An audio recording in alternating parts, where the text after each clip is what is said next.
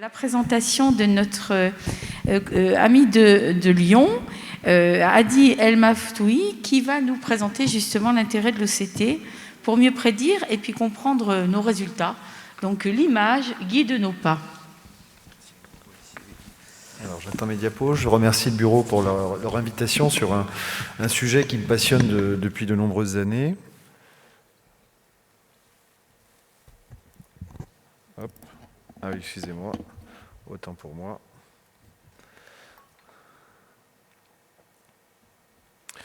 Donc, comme vous le savez, l'OCT a connu de nombreuses évolutions ces dernières années, se substituant finalement à une espèce de prolongement de l'examen à la lampe à fente. Donc finalement, qu'est-ce que l'OCT nous apporte en quotidien, en chirurgie réfractive et dans la prédiction? Donc tout à l'heure, on vous a évoqué maintenant la place de l'OCT également dans la topographie cornéenne, mais un des intérêts de l'OCT, c'est de pouvoir réaliser des biométries du segment antérieur de manière relativement précise, et notamment pour les implants FAC, pour pouvoir essayer d'aider à la prédiction du choix du sizing de l'implant. Et donc on va avoir des nouvelles dimensions qui seront intéressantes à analyser, comme la distance d'éperon scléral à éperon scléral, la flèche cristallinienne. On connaît un tout petit peu les variations liées aux mesures de blanc à blanc avec tous les différents appareillages. On n'a qu'à voir et analyser le nomogramme de Starr pour voir toutes les corrections en fonction des différents appareillages. Et là, l'OCT de segment antérieur va nous apporter des nouvelles données. On a montré des corrélations beaucoup plus significatives entre le diamètre d'éperon scléral à éperon scléral et le sizing de l'implant. Donc on a la possibilité maintenant d'avoir un cercle qui va nous permettre de pouvoir mesurer sur certains OCT le white to white pour pouvoir utiliser la formule, le nomogramme de chez Starr. Et on va pouvoir bien sûr analyser le vaulting de ces implants. Mais ce qui est intéressant, c'est de voir également ce manque de précision qu'on a avec les ICL, parce que finalement, dans la plupart des cas, les aptiques des implants ne sont pas dans le sulcus, mais sont posés sur le bord des procès. Et quand on fait de l'UBM, on voit ça dans de nombreux cas.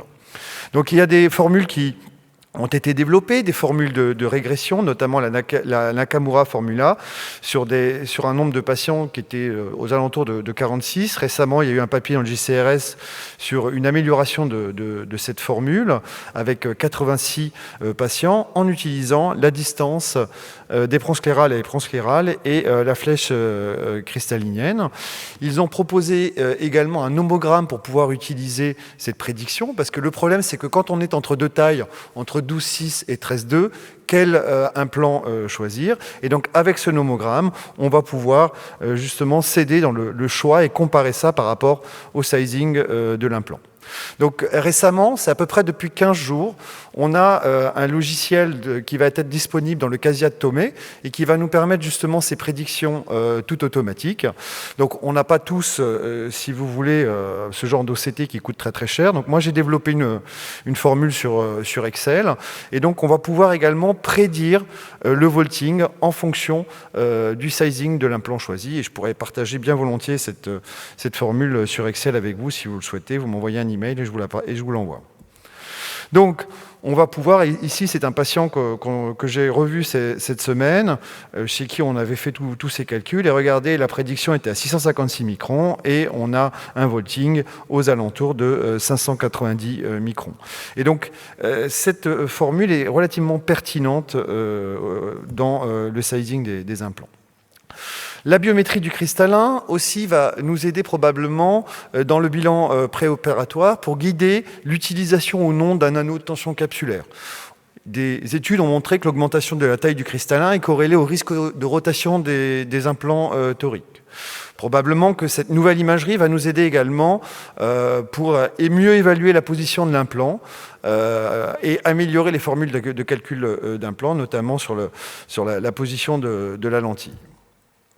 On va pouvoir analyser la topographie et la morphologie du cristallin.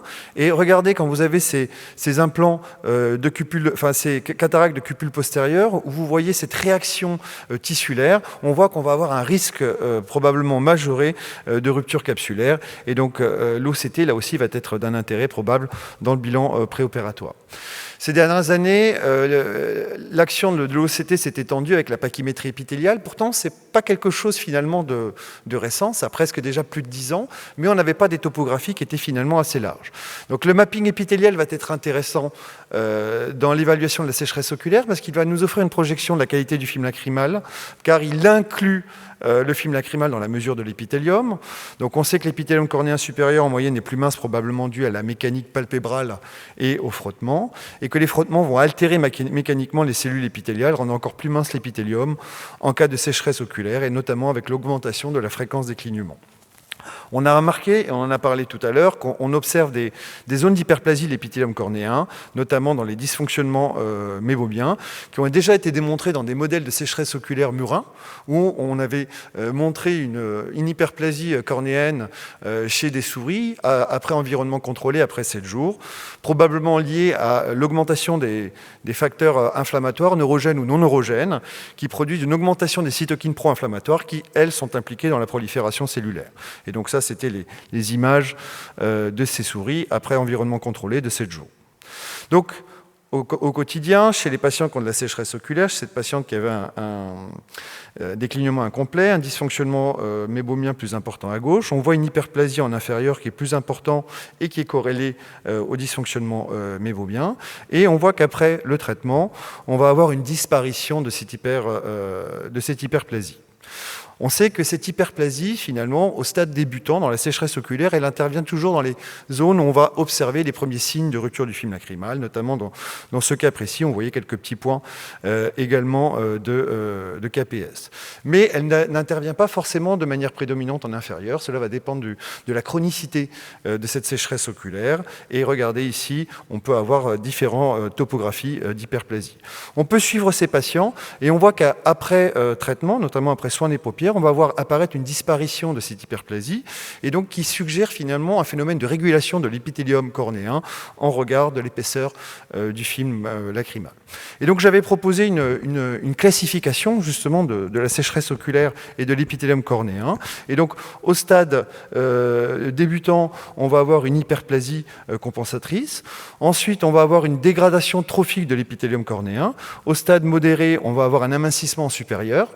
Le manque de larmes va induire une augmentation de la fréquence du clignement et une augmentation des frictions. Et ensuite, au stade extrême, on va avoir un amincissement global de l'épithélium cornéen par probable apoptose excessive. Et donc, on va pouvoir monitorer ces patients. Ici, regardez une patiente qui, 5 mois après, va s'améliorer. On va observer une amélioration et une normalisation de la topographie épithéliale que l'on va pouvoir corréler à l'examen clinique, qui est souvent opérateur dépendant, mais également à la subjectivité du patient. Donc, on a montré également que l'OCT était intéressant dans le diagnostic du kératocone. On a ces aspects très caractéristiques d'amincissement épithélial en regard du cône, avec ces aspects en donuts qui avaient été décrits par Dan Reinstein. Mais le problème, c'est que ces aspects en donuts ne sont pas toujours très caractéristiques. Pourquoi ?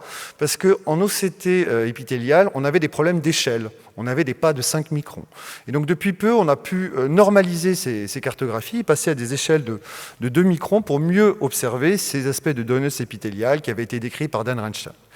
Ici, chez ce patient qui se frottait les yeux, un chauffeur de taxi, l'OCT épithélial va être un biomarqueur intéressant pour pouvoir objectiver les évolutions de ce kératocone. Et après arrêt des frottements, regardez, on visualise une amélioration très nette de l'épithélium cornéen et qu'on va pouvoir également objectiver avec la topographie cornéenne, mais de manière moins évidente, avec le différentiel. Mais sur l'œil gauche, on le visualise très bien.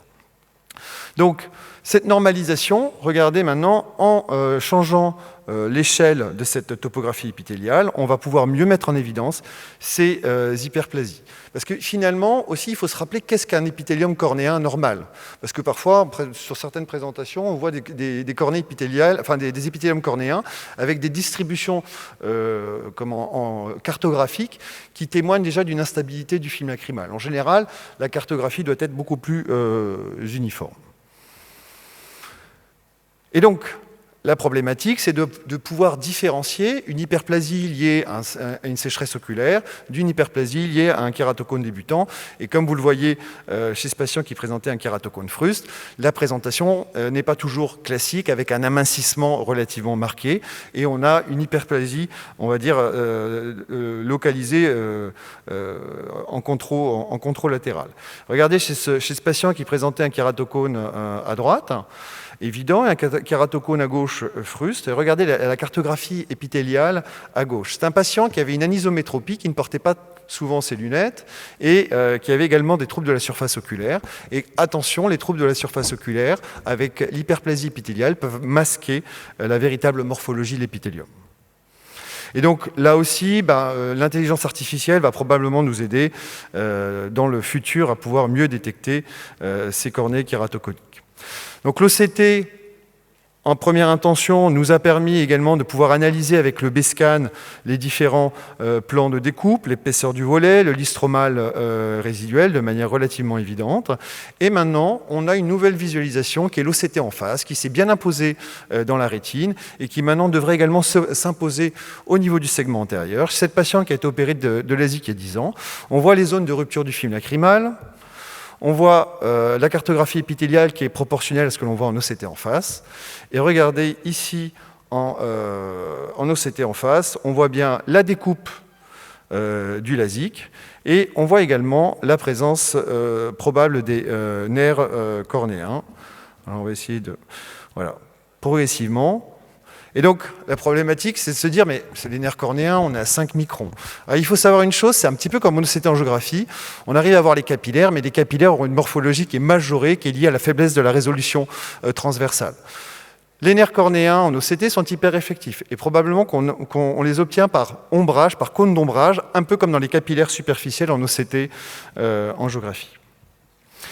Ici, on va pouvoir mieux expliquer certaines plaintes des patients, notamment l'effet Bagolini, qui est très connu. Ça, c'est un dessin réalisé par la patiente. Et vous voyez en OCT en face les plis du capot caractéristiques. Ici, une complication de SMILE avec un lâchage de succion. Alors, à droite, la chirurgie s'était très bien passée. On voit très bien l'incision également. Et hop, de l'autre côté, on va voir ici qu'il reste finalement un petit lambeau du lenticule. Et donc, l'OCT en face va nous permettre de mieux apprécier les modifications intracornéennes. Et on va pouvoir les corréler à l'épithélium cornéen, qui est également un bon outil de dépistage. Et donc là, en B-scan, on va pouvoir voir également le problème de découpe. Dans les anneaux intracornéens, là aussi, on va pouvoir apprécier en OCT en face le positionnement des anneaux intracornéens et les modifications de courbure de l'épithélium. Comme on le sait, on en a parlé tout à l'heure, après chirurgie de LASIK, on a souvent des hyperplasies qui sont relativement proportionnelles au degré d'ablation. Donc dans le LASIK myopique, on va avoir une hyperplasie centrale, et dans le LASIK hypermétropique, une hyperplasie autour du centre. Mais cette hyperplasie n'est pas toujours liée à une chirurgie ablative. Voilà.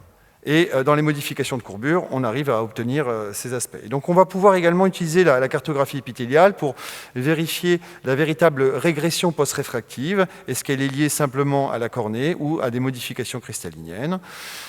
L'OCT va nous permettre de pouvoir réaliser un bilan complet avec la mesure du ménisque et le film lacrymal. Maintenant, même les glandes de Mébomus, chez ce patient qui avait été opéré de LASIK et de PKR, et qui avait un scléral chaud. Et regardez ici, on arrive à voir le mébum stagnant en OCT en face. Ce qui est très intéressant, c'est qu'il présentait de la sécheresse oculaire qui a été traitée. Regardez la modification de cette hyperplasie, et donc ce qui fait poser la question finalement du rôle de la sécheresse oculaire et son implication dans la régression.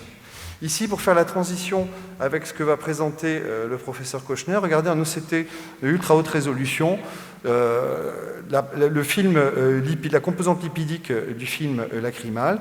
Et regardez ce qu'on arrive à faire au jour d'aujourd'hui. Je travaille sur un nouveau logiciel d'OCT en face. On va augmenter la densité. Et donc, on va pouvoir, là aussi, évaluer la composante lipidique du film lacrymal. Et on s'imagine très, très bien pouvoir analyser, probablement, dans le futur, la rémanence des colis. Donc, en conclusion, la biométrie du segment antérieur par OCT permet de standardiser les mesures internes de la chambre antérieure et offre une aide précieuse au choix du sizing des ICL grâce à des formules de régression et des facteurs de prédiction du vaulting. L'EpiMapping devient un outil d'investigation incontournable, au même titre que la topographie cornéenne dans le bilan cornéen. L'évolution de la pachymétrie épithéliale avec des cartes plus larges de 9 à 10 mm et des échelles plus fines nous permet de mieux comprendre les modifications compensatrices de l'épithélium cornéen et de sa puissance réfractive. Et dans la sécheresse oculaire, l'épithélium cornéen offre une projection objective des troubles de la surface oculaire, du diagnostic initial au suivi, et est en passe de devenir un outil complémentaire dans le bilan multimodal afin d'améliorer la précision kératométrique. Et l'OCT en face, comme vous l'avez vu, est une investigation d'avenir, mais déjà disponible sur nos OCT. Je vous remercie. Merci beaucoup, Adil. On vous laisse tout...